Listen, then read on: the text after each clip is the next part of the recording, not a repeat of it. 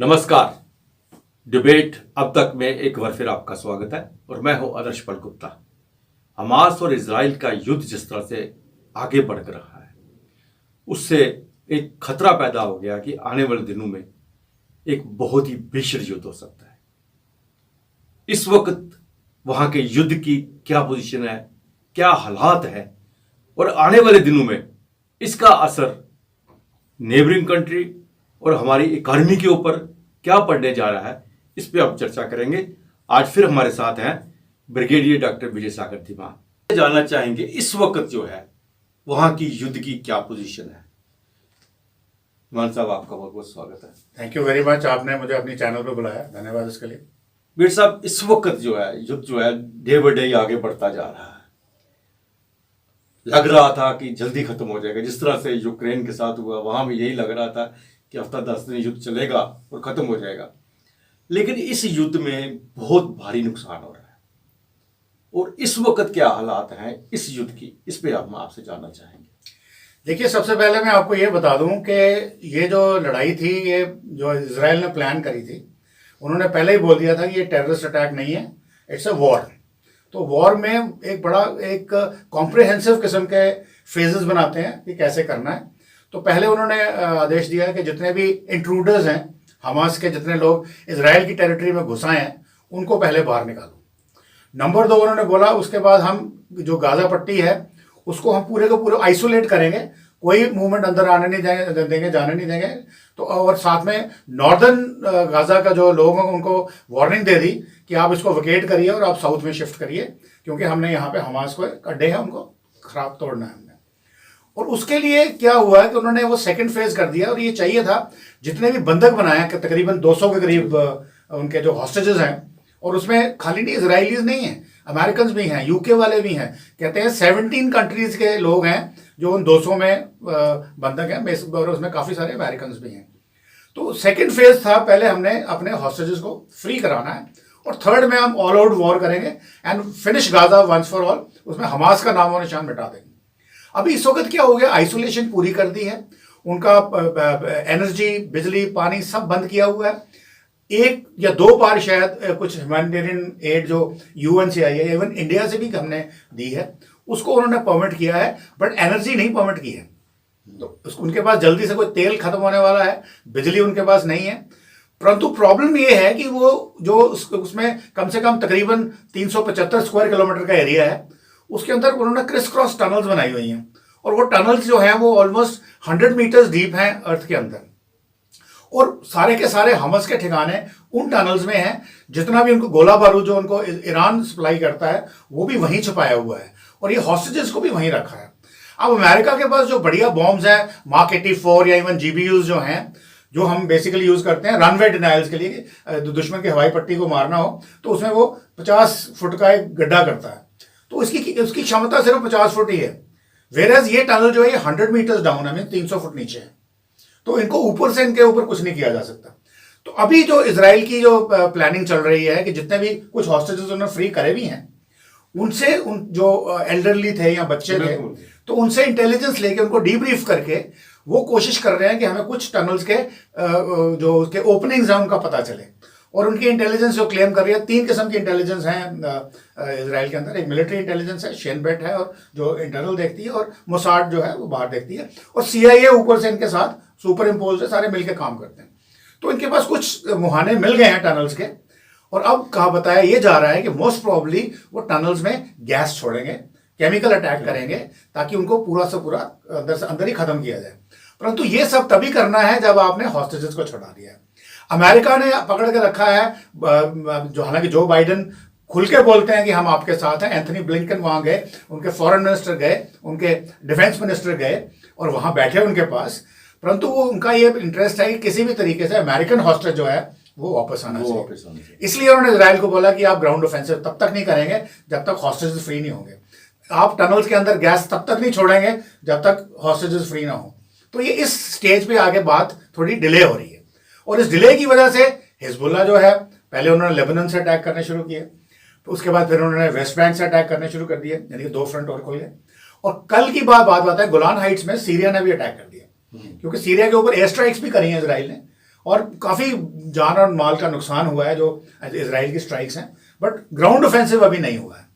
तो उसकी वजह से क्या है कि अभी देखना ये है कि जो कंट्रीज हैं, अरब कंट्रीज आसपास, क्योंकि ये अरब वर्सेस इसराइलीज या जूज कह लें, वो एक किस्म का बन गया और दुनिया आधी इधर और आधी उधर हो गई है।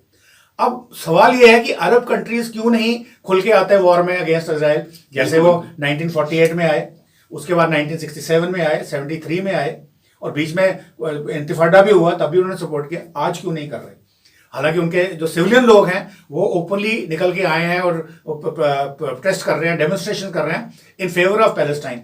उसका रीजन ये है कि सडनली उन्होंने रियलाइज किया है कि जो अमेरिका ने जो मिडिल ईस्ट में अपनी पैठ बनाने की कोशिश की थी, पहले उन्होंने अब्राहम अकॉर्ड कराया, सबसे दोस्ती कराई, फिर I2U2 अकॉर्ड कराया, तो सबके दोस्ती कराई। अभी चल रहा था सऊदी अरेबिया से परमानेंटली करने का, जो अभी स्लो हो गया है। परंतु इस अकॉर्ड्स की वजह से आज अमेरिकन ट्रूप्स हैं deployed in Kuwait, they are deployed in Bahrain, they are deployed in UAE, they are deployed in Saudi Arabia, और जॉर्डन में तो उनके F-35 और साथ में उनके जो हैवी लिफ्ट एयरक्राफ्ट वगैरह सब ऑलरेडी पोजिशन है। और उधर मेडिटेरेनियन सी में उनके 2 एयरक्राफ्ट कैरियर ग्रुप्स हैं, और नीचे गल्फ ऑफ पर्शियन गल्फ में उनकी सारी फोर्सेस हैं। डिगो गार्सिया के ऊपर जितने ट्रूप्स हैं वो सारे रेडी हैं। तो ये सब होने के बावजूद मुझे नहीं लगता कि अरब कंट्रीज जो है उसके ऊपर अटैक करेंगे अभी।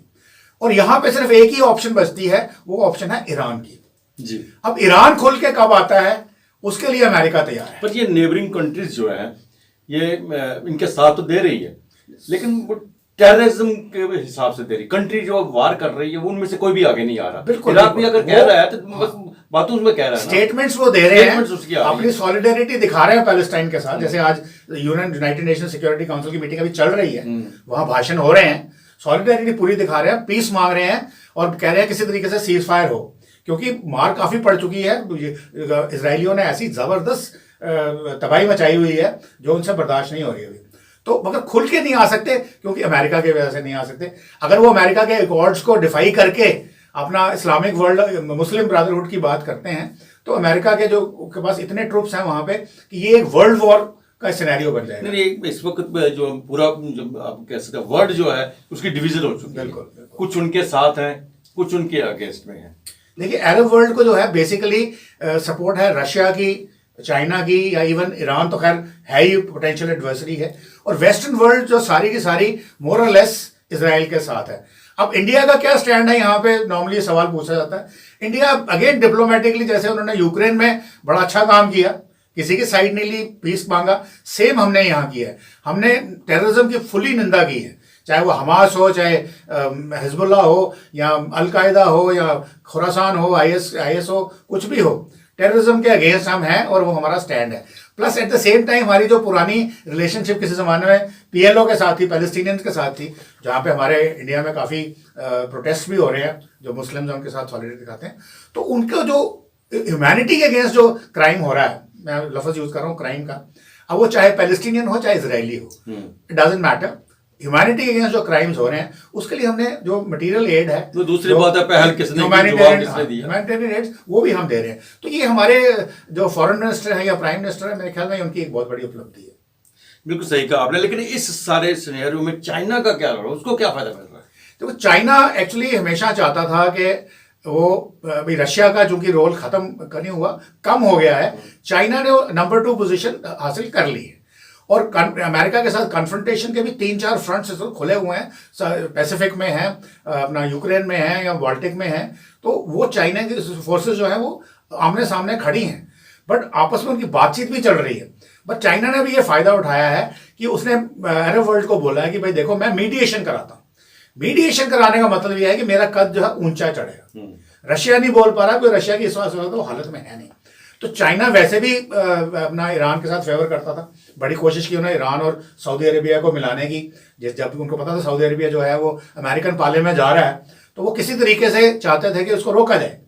तो वैसे तो नहीं रुकवा सके, पर अब ये जो लड़ाई हुई है इसमें उनको एक अपर हैंड मिल गया है, और वो अभी पूरे कंट्री से बात कर रहे हैं कि हम आपकी मीडिएशन कराते हैं। तो उससे उनका जो कद है डिप्लोमेटिकली वो बढ़ जाएगा, और अरब वर्ल्ड में जो उनका इन्फ्लुएंस है वो बढ़ जाएगा। और अरब वर्ल्ड के जो लोग उनके साथ BRI में नहीं थे, बेल्ट एंड रोड इनिशिएटिव में नहीं थे, वो सारे उनसे जुड़ने की संभावना है। बरीड साहब, अब बढ़ते ही जा रही है, युद्ध जो है वॉर बढ़ते ही जा रहे हैं, तो इसमें पूरी इकोनॉमी के ऊपर क्या असर इसका पड़ेगा?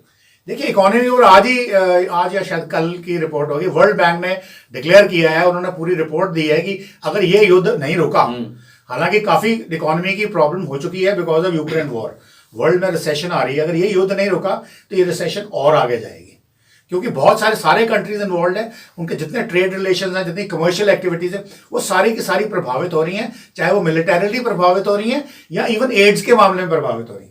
और कल को देखिए, जब ये वॉर आफ्टर ऑल 100 एटर्निटी तक तो नहीं चलेगी, किसी न किसी दिन तो खत्म होगी। जो डिस्ट्रक्शन हो रही है वहां पे, ये डिस्ट्रक्शन यूक्रेन से भी ज्यादा डिस्ट्रक्शन है।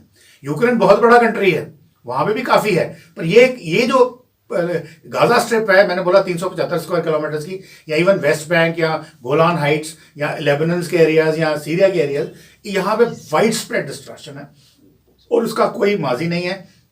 उसको निकलने के लिए पता नहीं शायद सेंचुरी लग जाएगी। ये नहीं, आपने केमिकल अटैक की जैसे बात कही, और केमिकल अटैक पहले भी यहाँ हुए और लाखों के हिसाब से लोग मारे गए जिसमें जो अटैक हुए थे।